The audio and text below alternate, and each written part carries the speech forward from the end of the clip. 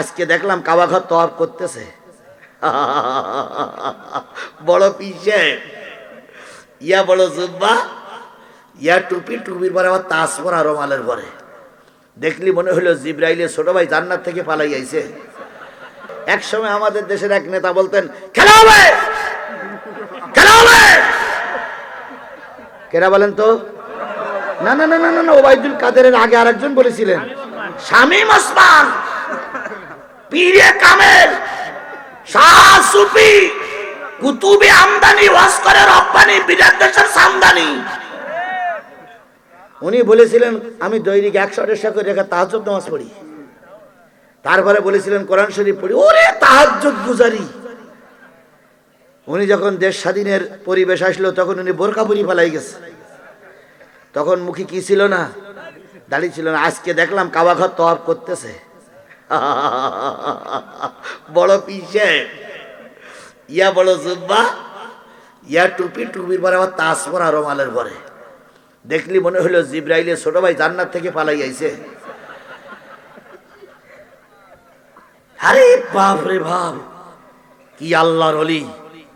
অথচ উনি এক সময় সমাবেশ করে বলেছিলেন জামাত বিএনপি মানে কি বলে, কোন জেলা, নারায়ণগঞ্জে থাকতে চাইলে চুপচাপ থাকো, নতুবা জামাত বিএনপির লোক যদি নারায়ণগঞ্জের রাজপথে নামো প্রত্যেকটার কাল্লা আলাদা করে ফেলা হবে।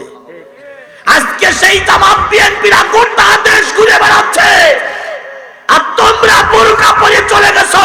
এটাই আল্লাহর খেলা, এটাই আল্লাহর খেলা, এটাই আল্লাহর খেলা। কিছু কিছু লোক কয় হুজুর ধর্মের মাহফিলে রাজনীতি না করাই ভালো। এটা আমরাও বুঝি, কিন্তু ওরা যে খাওয়া খেয়ে গেছে সেই খাওয়ার কথা যদি না বলি আল্লাহর কাছে জবাবদিহিতা করতে হবে। বলুন তো কোরআন শরীফে ফেরাউনের নাম আছে? তা ফেরাউন মারা গেছে এখান থেকে 8-10 বছর, কি বলে এখানে কত বছর আগে? 8-10 বছর হবে? কত বছর? 5-6-7 হাজার বছর আগে। তো 5-6-7 হাজার বছর আগে ফেরাউন মারা গেছে, তো তার কথা কোরআনে আছে কেন? আর তার আলোচনা করা দরকার কি? ফেরাউনের আলোচনা করা যদি বৈধ হয়, নমরুদের আলোচনা করা যদি বৈধ হয়, 1450 বছর আগের আবু জেহেল মারা গেছে যাওয়ার পরে তার আলোচনা করা যদি বৈধ হয়, অবশ্যই শেখ হাসিনার নাম আলোচনা করা জায়েজ জায়েজ জায়েজ। কারণ ফেরাউনের চাইতে শেখ হাসিনা কম জ্বালান জ্বালায়নি, নমরুদের চাইতে শেখ হাসিনা কম জ্বালান জ্বালায়নি। শেষ পর্যন্ত ওনারা পীরে কামেল হয়ে গেল। এই শামীম ওসমান বলেছিল যে মুজিবার, হযরত মুজিবার রহমতুল্লাহ আলাইহি, তিনি নাকি এক পীর বংশের লোক। তার বাপ দাদারা ছিল নাকি ইরাকে, ইরাকের থেকে তিনি নাকি পাসপোর্ট করে এদেশে ছিলেন তার বাবা। সুতরাং তিনি পীর বংশের লোক। তার নামের প্রথমে রহমত, তার নামের শেষে রহমতুল্লাহ আলাইহি বলা দরকার। আর কি বলে, জয়পুরহাটের একজন এমপি বলেছিলেন যে শেখ হাসিনা উনি হলেন পীর বংশের লোক, ওনার নামের প্রথমে হজরত লেখা উচিত। তাই তো সবাই লিখতে শুরু করলো হজরত শেখ হাসিনা রহমতুল্লাহ আলাইহি। এতদূর পর্যন্ত যারা পৌঁছালো তাদের কথা আলোচনা করা যাবে না, এ কথা মেনে নেওয়া যায় না। কথা বলে ঠিক যাবে ঠিক। শেখ হাসিনা বিগত 15 বছরে যে পরিমাণ সম্পদ তার এমপি মন্ত্রীরা লুট করে নিয়ে গেছে, ওই টাকাগুলো যদি ফেরত আনা যায়, 10 বছর বাংলাদেশের মানুষেরা কোনো বাজেট ছাড়াই ঠ্যাঙের পরে ঠ্যাং দিয়ে বসে বসে খাবে। 10 বছরে কোনো কৃষকের মাঠে আলু লাগানো লাগবে না। কয় বছর? 10 বছর। আর সেদিন শুনলাম গৃহায়ন ও পূর্তমন্ত্রী, তার নাকি 13টা বাড়ি। এই 13টা বাড়ি এবং তার যা সম্পদ আছে, ওই সম্পদগুলো যদি ফিরিয়ে আনা হয় 4টে পদ্মার সাথে করা যাবে। তারপরে বলে সুবহানাল্লাহ। এই খাওয়া যারা খাইলো তাদের কথা বলা যাবে না, কোন বিয়াদব বলেছে বলা যাবে না। সুতরাং যে জিনিসটা বোঝাতে চাচ্ছিলাম, কোরআন নাজিল হয়েছে কয়টা বিষয়? 1 নম্বরে হালাল, 2 নম্বরে হারাম, 3 নম্বরে মুহকাম, 4 নম্বরে মুতাশাবিহা, 5 নম্বরে মেসাল কাহিনী। কোরআন শরীফে ফেরাউনের কাহিনী আছে, নমরুদের কাহিনী আছে, আবু জেহেলের কাহিনী আছে, সাদ্দাদের কাহিনী আছে। এই কাহিনীগুলো যেমন বর্ণনা করার কথা কোরআনের ভিতরে আছে, তেমনি যুগে যুগে কিছু ফেরাউনের লোক আসবে, তাদের কথাগুলো আলোচনা হবে। কথা বলেন ঠিক না বেঠিক? তাহলে কোরআন নাজিল হলো কয়টা? এবার কোরআন আপনার কাছে দাবি করছে কয়টা? সবাই মিলে বলুন, কোরআন আপনার কাছে দাবি করছে 6টা। 1 নম্বর কোরআনের দাবি হলো আমাকে পড়ো, শুধু পড়লে হবে না, আমাকে বেশি বেশি করে পড়ো। কোরআনের 1 নম্বর দাবি কি? পড়ো। ইকরা বিসমি রাব্বিকাল্লাযী খলাক। আল্লাহ রাব্বুল আলামিন বললেন পড়ো পড়ো তোমার সেই রবের নামে যিনি জমাট বাঁধা রক্ত থেকে তোমাকে আমাকে তৈরি করেছেন। তাহলে কোরআনের প্রথম শব্দ কি? জিবরিল আমিন রাসূলকে প্রথম জড়াই ধরে বললেন কি? পড়ো। তাহলে কোরআনের প্রথম শব্দ কি? পড়া। সেই পড়াটা পড়তে গেলে কোথায় যেতে হবে? মাদ্রাসায়। সেই মাদ্রাসা আপনারা তৈরি করেছেন। বিশ্বাস করুন, আসমানের নিচে জমিনের উপরে আপনারা সবচাইতে ধন্য ব্যক্তি। আল্লাহ রাসূল বলেছেন, কোন পড়া প্রতিষ্ঠানের কোন ছাত্র ছাত্রী যদি বুকের পরে কোরআন শরীফটা নিয়ে রাস্তা দিয়ে হেঁটে যায়, ওই ছাত্রের মুখের দিকে তাকায় আল্লাহ পাক ওই এলাকার মানুষদের গোরের আযাব মাফ করে দেয়।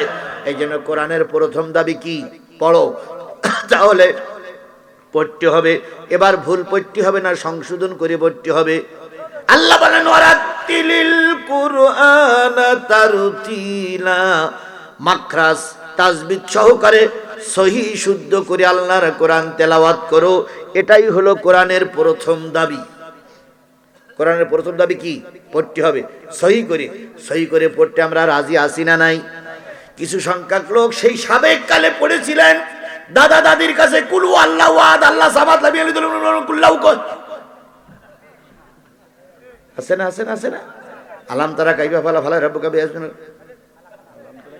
কি যে পড়ে আল্লাহই ভালো জানে। আলাম তারা কাইফা ফালা ফালায় রাব্বুকা, পুকুর শুদ্ধ পানি পড়া গ্রাম শুদ্ধ খা। এইভাবেই চলে আসতেছে যুগের পরে যুগ। কথা বলেন ঠিক না ঠিক? এই কোরআন দিয়ে কোনো লাভ হবে না। কোরআনকে আপনাকে সহি করে পড়তে হবে। এটাই হলো কোরআনের 1 নম্বর দাবি। রাখবেন দাবিটা। এখন যদি বলেন যে হুজুর রাখবো কি করে, বয়স এখন 60। আমি বোধহয় সম্ভবত 10-12 দিন হয়েছে গোবিন্দগঞ্জে একটা মাহফিল করলাম। গোবিন্দগঞ্জ চেনেন? গোবিন্দগঞ্জে একটা মাহফিল করলাম। হেফজখানাতে 13 জন ছেলে কোরআনের হাফেজ হয়ে মাথায় পাগড়ি পড়লো। 13 জন। তো 12 জনের পাগড়ি পরালাম। 13 জনের নাম ঘোষণা করার পরে আসলো একটা বুড়ো মানুষ,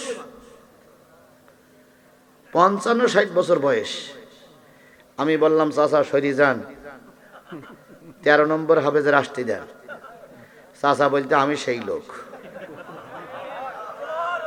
আমি বললাম চাচা এমনি মাহফিলে উঠতে দেরি হয়ে গেছে, রসিকতা বাদ দেন। চাচা বলতে না বাবা শুনে দেখো আমি সেই লোক।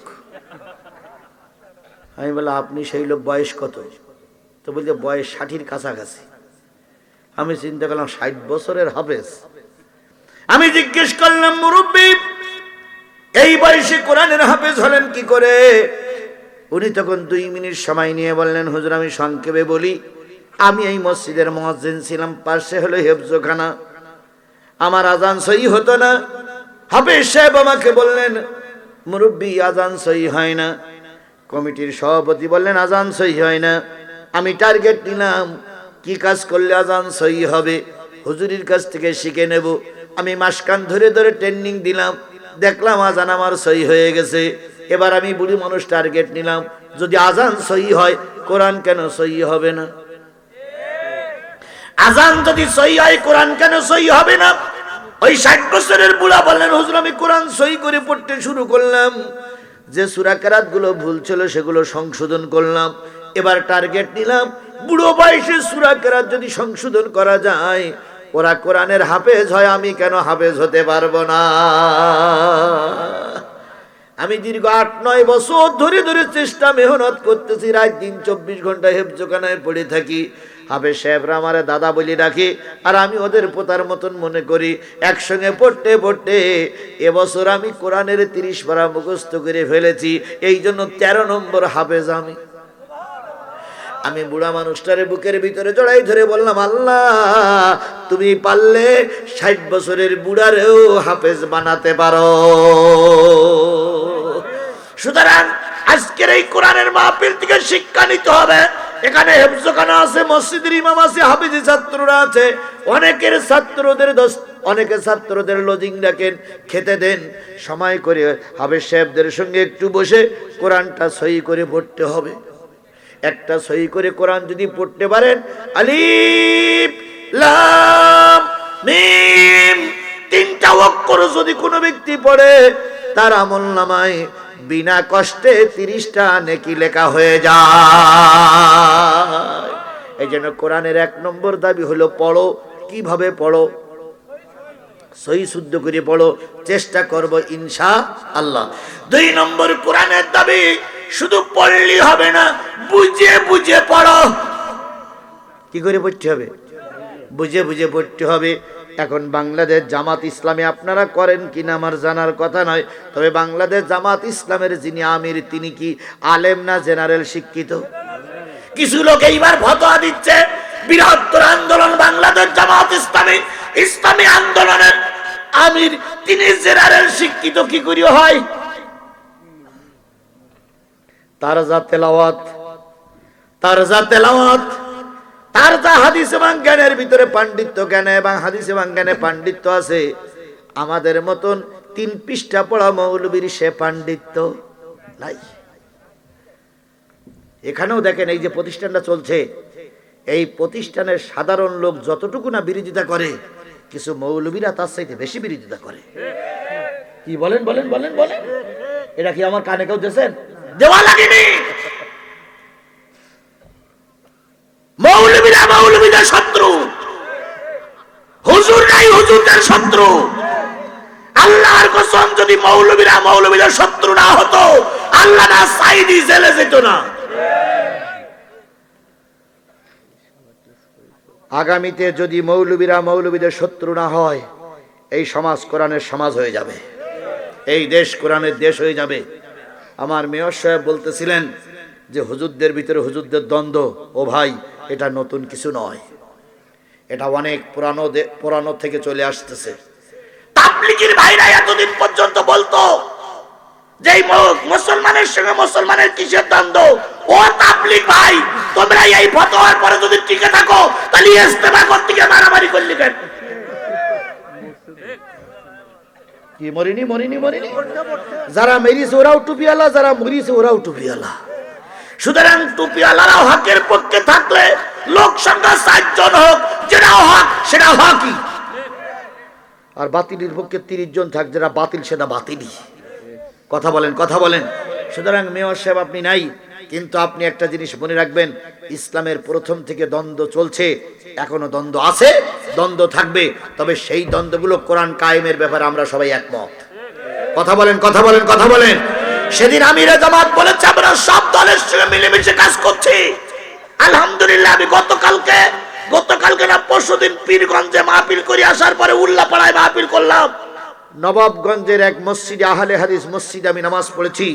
কোরআন শরীফ আমার বুকে করে নিয়ে বলতেছি, আহলে হাদিস মসজিদে নামাজ পড়ার পরে দেখলাম ইমাম সাহেব আহলে হাদিস, পিছনে দাঁড়াই আছে নবাবগঞ্জ থানার আমির আহলে হাদিস, সেক্রেটারি আহলে হাদিস, কেশিয়ার আহলে হাদিস। আমি চিন্তা করলাম যে আহলে হাদিসের সব, তাহলে বোঝা গেল আহলে হাদিসের লোক যারা, তারাও কোরআন কায়েমের পক্ষে।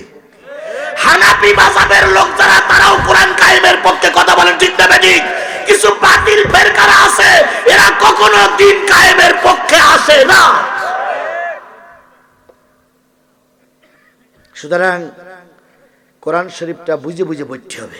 এখন আমিরে জামাত ওই পর্যন্ত গেল কি করে? যাবার একটাই মাত্র কারণ হলো, প্রতিদিন তিনি একটা করে আয়াত বুঝে বুঝে পড়েছেন, প্রতিদিন একটা করে হাদিস কি করে পড়েছেন, বুঝে বুঝে পড়েছেন।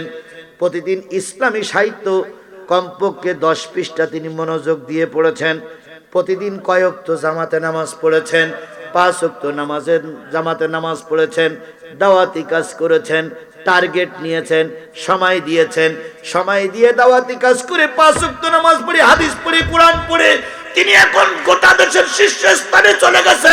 তাই বাংলাদেশ জামাত ইসলামী তাকে আমির বানাইছে। তুমি আর আমি যদি কোরআন বুঝে বুঝে পড়ি, একদিন তুমি আর আমিও দেশের আমির হয়ে যাব। আমাদের হুজুররা সেই কবে একবার পড়িয়ে রাখছে, সেই পড়াই এখনো পর্যন্ত চলতেছে। ফালা ফালা ফালু ফালা ফালাতা ফালনা ফালতা ফাল, এই পড়াই এখনো পর্যন্ত চলছে। যদি হুজুররা তাকরার করত, হুজুররা যদি দয়া দয়া করে কোরআন হাদিস চর্চা করত, তাহলে এই হুজুরা একদিন দেশের কর্ণধার হয়ে যেত। একজন বক্তা আমার কথাই বলি, 2 ঘন্টা আলোচনা করে যাচ্ছি। 2 ঘন্টা আলোচনার ভিতরে একটু যে 19-20 হবে না তা তো নয়। আমি 1 ঘন্টা 45-55 মিনিট আলোচনা করলাম, পছন্দ হইল। 5 মিনিট একটু 19-20 হয়ে গেছে। ওইটা নিয়ে কালকে ফজরের নামাজের পরে মসজিদ ইমাম সাহেব প্রথম কথাটা তুলবে। কালকে কারাওয়াজ শুনতে গেলে কালকে হুজুর তো আলোচনা করে আছে, এই আলোচনার ভিতরে এই কথাটা কেন বলা দরকার? 1 ঘন্টা 55 মিনিটের আলোচনা ভালো হলো, আর একটু কেন আলোচনা কোন জায়গায় যেন একটু ভুল হয়ে গেছে, সেইটা নিয়ে তুল কালাম। কথা বলেন ঠিক না বে ঠিক? আচ্ছা বলুন তো, আজারির মতন জনপ্রিয় আলেম বাংলাদেশে বর্তমান আর কেউ আছে? বলেন আর কেউ আছে? তাহলে আজারি বয়স খুব বেশি হলে 35-40-এর ভিতরে, 40 বছরের একটা যুবক গোটা দেশের আলোচিত ব্যক্তিদের ভিতরে সর্বোচ্চ আলোচিত ব্যক্তি। তার আলোচনার ভিতরে একমাত্র সব সংশোধনী আসছে তা না, 19-20 হতেই পারে। তুমি তার নিয়ে সমালোচনা করছো, তোমার জনপ্রিয় কোথায়, জনপ্রিয়তা কোথায়, আর তার জনপ্রিয়তা কোথায়? তার মাহফিলে 20 লক্ষ লোক হয়েছে, আর আমার মাহফিলে 2000 পড়তেছে না। তাহলে আমি এখন যদি আজারির ভুল ধরতে যাই, পাগল হাসবে না? পাগল হাসবে না যে কার সঙ্গে ঠুল লাগাচ্ছে? সেদিন বিএনপির এক নেতা তিনি বলেছেন, আজারি না ভাজারি। আল্লাহর কসম নেতা আপনি ভুল করেছেন, নেতা আপনি ভুল করেছেন। আজারির জনসভায় 20 লক্ষ মানুষ হয়। খালেদা জিয়া, তারেক জিয়াও যদি লন্ডন থেকে ফিরে আসে, সমস্ত বিএনপির নেতা যদি একটা মঞ্চ তৈরি করে, 20 লক্ষ লোক এক জায়গা হবে না, আমি চ্যালেঞ্জ করে বলতে পারি। হবে? আর একজন লোকের মাহফিলে 20 লক্ষ নয় 20 কোটি মানুষ উপস্থিত হইতো যদি আল্লামা সাঈদী বেঁচে থাকতো। কথা বলেন, কথা বলেন, কথা বলেন। তার সঙ্গে তার তুলনা করো। যদি আল্লামা সাঈদী আজকে বেঁচে থাকতেন, বাংলাদেশে তার আগমন উপলক্ষে কোনো প্যান্ডেল করার পরিবেশ থাকতো না। হয়তো গোটা বাংলাদেশের বিলি মাঠের ভিতরে মানুষ থাকতো, আর উনি ওই হেলিকপ্টারে বসে ওয়াজ করতে হইতো ওনার। তাছাড়া ওনার দেখার মতন কোনো লোক পরিবেশ ছিল? এখন তুমি যদি বলো আমি সাঈদী সেই অনেক বুঝি, তাহলে তোমার কথা শুনে কুকুরও হাসবে, বলবে পাগলের মাথা খারাপ হয়ে গেছে। কথা বলেন, কথা বলেন। সুতরাং আমাদের দাবি হলো, আলেমদের নিয়ে বক্তব্য দেওয়ার আগে নিজেকে আয়নার সামনে দাঁড়াও। আয়নার সামনে দাঁড়াই নিজেকে দেখো যে তোমার চেহারা আর আলেমদের সমাজ চেহারা কোথায়। হ্যাঁ, আমি বলছি না যে কেউ দুধি দেবা, 19-20 থাকতেই পারে। সুতরাং সংশোধনী হওয়ার আগে নিজের সংশোধনী আনা দরকার। কথা বলেন ঠিক না বে ঠিক? তাহলে 2 নম্বর দাবি হলো বুঝে বুঝে পড়ো। যতটুকু পড়িস ততটুকু কি করবা? আচ্ছা বলুন তো, আপনারা যারা সাধারণ মানুষ, প্রতিদিন সকালবেলা যদি ইমাম সাহেবের নামাজের পরে একটা করে আয়াত বুঝে পড়েন, একটা করে আয়াত, সে আয়াতটা কি? আলহামদুলিল্লাহি রাব্বিল আলামিন, সমস্ত প্রশংসা কার? আপনি সারাদিন আজকে বলবেন আলহামদুলিল্লাহি রাব্বিল আলামিন, সমস্ত প্রশংসা আল্লাহর, সমস্ত প্রশংসা আল্লাহর। তাহলে আজকে আপনার একটা আয়াত মুখস্থ হলো, একটা আয়াতের অর্থ। আগামীকাল আবার একটা আয়াত পড়বেন, একটা আয়াত পড়বেন, সেই সঙ্গে আয়াতের অর্থ পড়বেন। এভাবে করতে করতে 365 দিন পরে কয়টা আয়াত বুঝে পড়া হলো? 365টা। এভাবে করতে করতে 2-3 বছরের ভিতরে কোরআন খতম হয়ে গেল। আপনি হলেন এই এলাকার সবচেয়ে একজন বড় মাওলানা। টাইটেল পাস করলেই মাওলানা হওয়া যায় না। কওমি পাস করি একবার মুফতির সনদ নিয়ে আসলে মুফতি হওয়া যায় না। হাফেজ সাহেব হইলেই সবকিছু জানা হয় না। কোরআন শরীফ বুঝে বুঝে পড়া লাগবে। সুতরাং কোরআন শরীফের 2 নম্বর দাবি হলো কি করে পড়ো? বুঝে বুঝে পড়ো। 3 নম্বর কোরআনের দাবি হলো যতটুকু বুঝেছো ততটুকুর পরে আমল করো। বলুন তো, সব হুজুররা কি আমল করে? আরো জোরে বলেন, সব হুজুররা কি আমল করে? যদি আমল করত তাহলে শেখ হাসিনারে কেউ বলেছেন জান্নাতি, শেখ হাসিনারে কেউ বলেছেন আপনি কওমি জননী। বলিনি বলিনি বলিনি বলিনি। আবার এক হুজুর শেখ হাসিনাকে জান্নাতের সার্টিফিকেট দিয়ে বলেন নাম কোরআন শরীফে পাওয়া গেছে। ইস না, দেখেন আমি বলি আপনার বুঝাই, হুজুররা কত নিচে নেমেছে। এক এমপি সাহেবের দাওয়াত করিস, দাওয়াত করে বলতেছে, স্যার আপনি আসছেন, আমার মসজিদে ছাদ নাই, তা আল্লাহ আপনাদের রহমত করেছে, আল্লাহ আপনাদের শক্তি দিয়েছে, দেখেন এত লোক বিরোধিতা করে আপনাদের ক্ষমতাতে নামাতে পারিনি, নামাবে কি করে? কোরআন শরীফে শেখ হাসিনার নাম আছে, এটা জামাত বিএনপি ঠিক পাইনি। তো এমপি বলতেছে হুজুর এমনি পাম্পট্টি দেন, কিন্তু একবার শেখ হাসিনারে কোরআন শরীফের ভিতর ঢুকিয়ে দিয়েন না। মানে ওই এমপির ভিতরে মনে একটু আল্লাহর ভয় আছে, কিন্তু এ হুজুর কপাল পোড়া, এ ওর কাছ থেকে 3 লাখ টাকা নেবে বলে শেখ হাসিনারে কোরআন শরীফের ভিতর ঢুকাইতেছে। তো হুজুর বলতেছে আপনারা তো কোরআন শরীফ তত ভালো বোঝেন না, আমি তো সব জায়গা থেকে কামেল পাস করেছি, আলিয়া কওমি, আমি বুঝি খুঁজে খুঁজে পাইছি। কয় যেমন? কয় তাহলে খেয়াল করেন, রব্বানা আতিনা ফিদ দুনিয়া হাসিনা। এবার বুঝে আসলো? এবার বুঝে আসলো? কত বড় চাটুকর! রব্বানা আতিনা ফিদ দুনিয়া হাসানাতাও ওয়া ফিল আখিরাহ। কিন্তু এই হুজুর ওই এমপির কাছ থেকে 3 লাখ টাকা নেবে বলে ওই হাসিনা বলে অক্ষ করিস। রব্বানা আতিনা ফিদ দুনিয়া হাসিনা। এমপি সাহেব তখন বলছে আল্লাহ, এই হলো এই বাংলাদেশের 1 নম্বর হুজুর। এতদিন পর আমরা সঠিক কথাটা পাইছি। ওয়া ফিল আখিরাতে হাসিনা আছে না? ওখানে আছে না? আবার এইরকম মোনাজাত আজকে বাড়িতে যে শুরু করেন না স্যার। ওয়াকিনা আযাবান্নার। এমপি সাহেব তখন দাঁড়াই বলতেছে হুজুর কারোর কাছে চান্দা চাওয়া লাগবে না, আপনার 3 লাখ টাকার দরকার, আমি 5 লাখ টাকা পাবে শেখ হাসিনা, আমি দেবো 2 লাখ, 5 লাখ টাকায় মসজিদ হয়ে যাবে। হুজুর নামাজের পরে বলতেছে সভাপতি সাহেব হুজুর শুধু হলি হয় না, হুজুরের একটু কাম করা লাগে। বলুন তো এই কাম করে কোরআনের আয়াত বিকৃত করলো এ হুজুর না মুজুর? জোরে বলেন এ হুজুর না মুজুর? এরকম হুজুর মুজুর আমাদের দেশে কম বেশি আছে না না? আল্লামা সাঈদীর বিরুদ্ধে সর্বপ্রথম যিনি মামলাটা দিয়েছিলেন তিনি হচ্ছেন কোন হুজুর? নজিবুল বাশার মাঝভান্ডারী। বলুন তো ওর মাথায় টুপি আছে না নাই? উনি কিন্তু দুনিয়ার থেকে পটল তুলেছে, বিদায় হয়ে গেছে। বলুন তো ওর মুখে দাড়ি ছিল না ছিল না? বলুন তো ওর গায়ে জুব্বা ছিল কি ছিল না? ওদের একটা কওল ছিল, ওদের একটা গান ছিল, পানির ভিতর আগুন জ্বলে, পানির ভিতর আগুন জ্বলে, ঝড় বাতাসে নেবে না, খাজা বাবার মুরিদ হইলে নামাজের রোজা লাগে না। পানি গড় গড়াইয়া পড়তাছে, বাবা আমায় ডাকতাছে, আয় রে মানিক আমার বুকে আয়, বুকের ভিতর আছে প্রাণ, তার ভিতরে মেশিন গান, ভান্ডারি বাবা আমায়।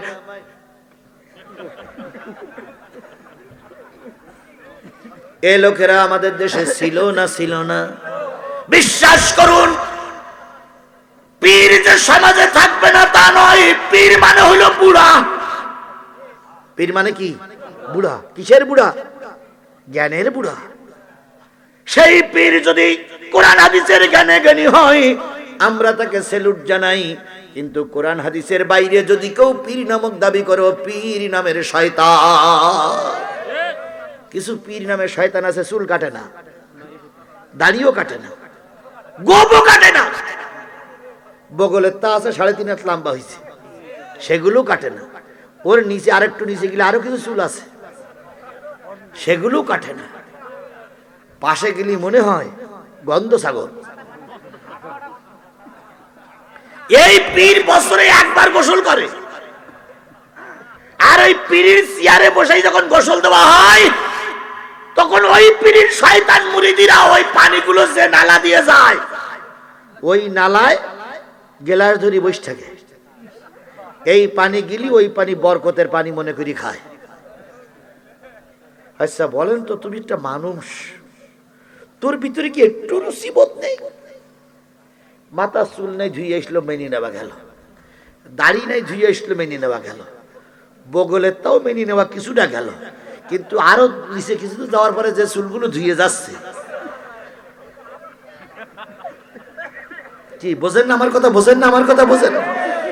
এই ধোয়া পানি তুই কি করে বরকতের পানি করে খাস? তোর কি একটু রুচিবোধ নাই? এরা ভারতের হিন্দু দেশেই বাড়াইছে। হিন্দুরা গোবর দিয়ে বলো ইয়ে বানায়, রুটি বানায়, রুটির, হ্যাঁ রুটির পরে গোবর দেয়, গোবর দেওয়ার পরে ওই ধনিয়া পাতা টাতা দেয়, দিয়ে সেকে ওই লোকের কাছে বিক্রি করে, আর ওরা বলে এটা বরকতি রুটি। তাহলে গোবর দিয়ে রুটি বানায় বরকতি রুটি। ও সাইতে নিকৃষ্ট এরাই যারা ওই সারা জায়গার পানি ধোয়া পানি বরকতের পানি বলি খায়। এখানের ভিতরে হয়তো দুই একজন থাকতে পারে, হিসাব কিতাব করে খাও কার পানি খাচ্ছ। সুতরাং এক নম্বর বুঝে পড়ো, এক নম্বর পড়ো, দুই নম্বর কি বুঝে পড়ো, তিন নম্বর আমল করো। যেই ব্যক্তি আমল করে সেই ব্যক্তি আলেম, আর যেই ব্যক্তি আমল করে না ওই ব্যক্তি হলো শয়তান। এখন আমাদের দেশে আলেমের অভাব বেশি না শয়তানের অভাব বেশি? না, আলেমের অভাব বেশি। যদি আলেমের অভাব বেশি না হতো এই সমাজে আলেমগুলো মারা যেত না। মঞ্চে দাঁড়িয়ে বলতেছে, ভাইরা আমার, বোনের আমার, গতকালকের নির্বাচনের মতন সুষ্ঠু নির্বাচন জাতি আর কখনো দেখিনি। 100-র উপরে ভোট পড়িছে, 100% উপরে ভোট পড়িছে। এরকম ভোট পৃথিবীতে আর কোনো জায়গায় হয়নি। আসল কথা তো তাই, মানে 100% ভোট পড়িছে, তার মানে 5 বছরে কেউ মারা যায়নি। এই ভোটগুলো দেওয়ার পরে, ভোটগুলো পড়ার পরে বলতেছে, আপনারা আমাকে নির্বাচিত করেছেন, এই জন্য আপনাদেরকে স্বাগত জানাচ্ছি, আপনারা আমাকে সবাই ভোট দিয়েছেন। কুকুর ছিল হাই স্কুলের বারান্দায় শোয়া, কুকুর হঠাৎ করে মাথা উঁচু করে বলছে, কথাটা কি হইল? কালকে তো সারাদিন আমি এখানে শুয়েছিলাম, কেউ তো ভোট দিতে আসেনি, আর পুলিশরা লুডু খেলিস, আর বিড়াল আর আমি এখানে খেলা করি বেড়াইছি, অথচ তোরা বলতেছিস 100% ভোট পড়েছে। মৃত্যু, কথাটা ঠিক না ঠিক? আর ওই কথাগুলো একদল আলেম, আমাদের দেশের একদল আলেমেরা সাপোর্ট দিয়েছে। যদি সাপোর্ট না দিত, আল্লাহর কসম এই শেখ হাসিনা 15 বছর থাকতে পারত না। এখন তোমাদের দলে লোক এসেছে, লোক জামাতবদ্ধ হয়েছে, এখন একবার তাকবীর ধ্বনি দিলে হাজার হাজার লোক আসে। তার একটা জ্বলন্ত প্রমাণ হলো, এখান থেকে গত বছর আমি এখানে মাহফিল করতে এসেছিলাম, লোকজন যে ছিল না তা না, কিন্তু প্রায় লোকদের মনের ভিতরে টিপ টিপ টিপ টিপ টিপ টিপ করতো। কখন এসে পুলিশই ধরে, কখন এসে হুজুরির নে যায়, কখন এসে গোলাপের নে যায়, কখন এসে সভাপতির নে যায়, কখন এসে সেক্রেটারি নে যায়। গোলাপের তো হুমকি দিয়েই ফেলেছিল যে জিহাদির নিয়ে ওয়াজ করতে যাচ্ছিস, আমরা উঠতে দেবো না। গোলাপ তো বলেইছিল আমি জিহাদির মঞ্চে তুলবো, পাল্লি ঠেকাইস। তাহলে গত বছরের কথাটা ছিল কতটা রিস্ক, কথা বলেন ঠিক নেবে ঠিক? আচ্ছা, গত বছর আমি কোন ভাবে মঞ্চে এসেছিলাম আপনারাও বুঝতে পারেন নাই, আর আমি যে কোন ভাবে গেছিলাম তো মাহফিল কর্তৃপক্ষও জানে না। এরাও শুধু শুনেছিল হুজুর আসবে, আর শুধু শুনেছিল হুজুর গেছে, এতটুক। কিভাবে আসছিলাম কিভাবে গেছিলাম জানে না। আজকে কি সেই দিন আছে? আজকে এসে মাদ্রাসার ভিতরে বসে আছি 2 ঘন্টা, এখানে এসে বসে আছি 45 মিনিট, তারপরে কোরআনের মাহফিল করতেছি, সবার সামনে আজকে এলোমেলো, সুতরাং সবার সামনে আজকে একটা সুন্দর পরিবেশ। সুতরাং গত বছরের ইতিহাস আর আজকের ইতিহাস এক নয়। সুতরাং এখন লোক তোমার পক্ষে, এখন লোক দিন কায়েমের পক্ষে, এখন কোরআনের পক্ষে লোক। যখন লোক বেশি হয়ে গেছে, কোরআন দাবি করতেছে, আমাকে আর বাইরে রেখো না, আমার বিধান এবার সমাজে চালু করে দাও। তাহলে এখন সমাজে দিন কায়েমের পরিবেশে এসেছে না আসেনি? স্পষ্ট করে বলতে হবে এসেছে না আসেনি? আল্লাহর কসম, আমি যা পরিবেশ আমার অন্তর্চক্ষু দিয়ে দেখতেছি, যদি এই পরিবেশ ঠিক থাকে, আগামী সংসদ হবে কোরআনের সংসদ, আগামী দেশ হবে কোরআনের দেশ, আগামী বঙ্গভবন হবে কোরআনের বঙ্গভবন, আগামী এমপি হবে কোরআনের এমপি। বাতিলেরা চোখ মোটা করে তাকাই থাকবে, আমাদের পথে বাধা দিতে পারবে না, পারবে না, পারবে না।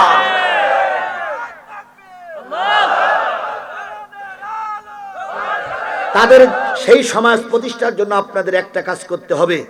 আপনি যেমন কোরআনকে বুঝেছেন, আর একজনকে বোঝানোর দায়িত্ব আপনাকে নিতে হবে। আপনার আশেপাশে যারা কোরআন বোঝে না তাদেরকে বোঝানোর দায়িত্ব নিতে হবে। রাজি আছেন? কারা কারা কোরআনের পক্ষে থাকতে রাজি আছেন? দুই হাত উঁচু করে মালিকের দেখান। জোরে একটা তাকবীর হবে, নারায়ে তাকবীর। আরেকটা জোরে বলেন, নারায়ে তাকবীর। আল কোরআনের আলো, তোমার নেতা আমার নেতা, দুনিয়ার মুসলিম, লিল্লাহে তাকবীর। বন্ধুগণ, তাহলে আমি বলতেছিলাম সূরা ফাতিরের আলোচনা, কথা বলেন ঠিক না বে ঠিক?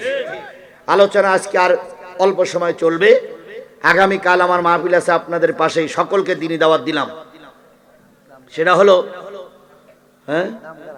দামগারা ফাজিল মাদ্রাসা। আগামীকাল দামগারা ফাজিল মাদ্রাসা, সেখানে আপনাদের দিনে দাওয়াত চলে যাবেন তো সবাই? কত দূর? 5-6 কিলো দূরে। আগামীকাল সকলের উপস্থিতি কামনা করছি। আশা করছি আপনাদের এখান থেকে অনেক লোক সেখানে বেশি পাওয়া যাবে। আর লোক যদি বেশি হয়, বক্তার বক্তৃতা একটু ভালো ফোটে, কথা বলেন ঠিক না বে ঠিক? প্রথম আপনাদেরকে মনে তাকবীর ধ্বনি দিতেই পাওয়া যায়নি, মনে করলাম ঝড়ের সঙ্গে আপনারা উড়ে গেছেন। তারপরে শেষের দিকে একটু হলো, ঝড়ও একটু হয়েছিল অবশ্যই, ভয়তে কিছু লোক চলে গেছে। এই জন্য আজকে পর্যন্ত রেখে দেওয়ার জন্য চেষ্টা করছি। আগামীকাল আবারও দেখা হবে ইনশাল্লাহ। আগামীকালকের মাঠে দাওয়াত দিয়ে আমি আপনাদের কাছ থেকে বিদায় নিতে চাচ্ছি। তার আগে বলতেছি, মুসলমানরা হলো 3টে দল। মুসলমানরা কয়টা দল? একটা হলো নবী রাসূলদের দল, আরেকটা হলো কাফেরের দল, আরেকটা হলো মুসলমানদের দল। নবী রাসূলদের দল জান্নাতে যাবে, কাফেরদের দল জাহান্নামে যাবে, ইসলামপন্থী দলগুলো জান্নাতে যাবে। আমরা সবাই জান্নাতে যেতে চাই কে চাই না? তাহলে আমরা কোরআনের ছায়াতলে থাকবো। এই মাদ্রাসাকে আল্লাহ কিয়ামত পর্যন্ত কবুল করুক। এই মাদ্রাসার যাবতীয় সমাধান আল্লাহ, যাবতীয় সমস্যা কে সমাধান করে দিক সকলের কাছে। এই ভাই শোনেন, আমি তো এখনো আখিরি দাওয়ানা বলিনি। সবার কাছে শেষ দাবি হলো, একটা দাবি হলো, এরকম একটা মাদ্রাসা থেকে এই হাফেজ সাহেব বেরিয়ে আসছে, এরকম একটা লোকালয়ের মাদ্রাসা থেকে আমি আজিজুল ইসলাম বেরিয়ে আসছি। সুতরাং মাদ্রাসাগুলো টিকে থাকলে কোরআন টিকে থাকবে। এই জন্য মাদ্রাসার পরে কেউ কুনজরে তাকাবেন না।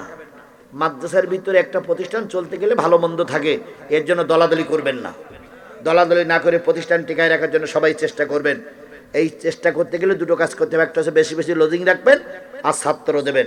আর বন্ধ করতে গেলে দুটো কাজ করতে হবে, একটা হচ্ছে দান করা বন্ধ করে দেবেন, তাহলে প্রতিষ্ঠান এমনি কি হয়ে যাবে, বন্ধ হয়ে যাবে। আর 2 নম্বর হলো হুজুরদের পিছনে সবসময় লেগেই থাকবেন, সবসময় লেগে থাকবেন। মাদ্রাসা বন্ধ করা লাগবে না, যে হুজুর আসবে তার পিছনে লেগে থাকবেন, লেগে থেকে মাসে 3টে করে হুজুর পাল্টাবেন, মাদ্রাসা এমনি বন্ধ হয়ে যাবে। তাহলে দুটো কাজ করলে মাদ্রাসা টিকে থাকবে, দুটো কাজ করলে মাদ্রাসা বন্ধ হবে। দুটো কাজ টিকে থাকলে কি, সেটা হলো লজিং রাখবেন, সাহায্য করবেন, ছাত্র দেবেন। আর দুটো কাজ বন্ধ করার জন্য চেষ্টা করবেন, মাদ্রাসার বিরোধিতা করবেন আর সবসময় হুজুরের পিছনে লেগে থাকবেন, এমনি বন্ধ হয়ে যাবে। আল্লাহ মাদ্রাসার পক্ষে থাকার তৌফিক দান করুক। ও আখিরু দাওয়ানা আনিল হামদুলিল্লাহি রাব্বিল আলামিন। আস্তাগফিরুল্লাহ, সবাই মিলে বলুন আস্তাগফিরুল্লাহ রাব্বি মিন কুল্লি জামবে ওয়া আতুবু ইলাইহি লা হাওলা ওয়ালা কুওয়াতা ইল্লা বিল্লাহিল আলিয়্যিল আযীম। আমরা দেরি না করে সবাই মোনাজাতের দিকে ফিরে যাই। আল্লাহুম্মা আমিন। রব্বানা যালামনা আনফুসানা ওয়া